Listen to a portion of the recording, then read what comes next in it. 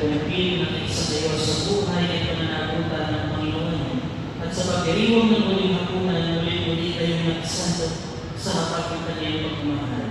Kayo na may pusong loob na kayo'y tumutulog sa sambayan ng ito at humihiling ng panalangin upang ang inyong panghabang buhay na pagbubuklod ay pagtibayin ng Panginoon.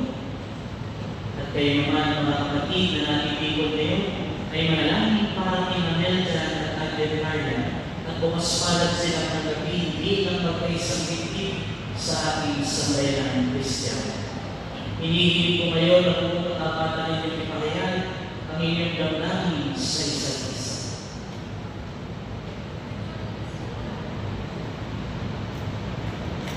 Alden Carla, bukal ba sa iyong loob ang iyong pagpahito upang makaisang bitbit si Melda na iyong pamamahalin at paglilingkuran habang buhay?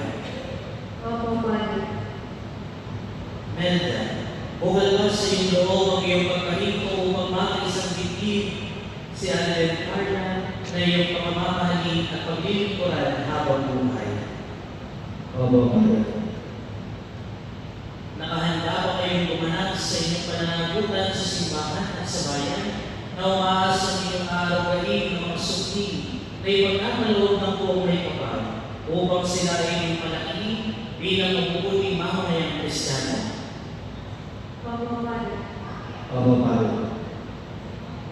Minamahal kong Melda at Alden Carla, sa harap ng Diyos at ng kanyang sambayanan, pagtaubili niyo ang inyong mga palad at ipahayag ninyo ang pagpili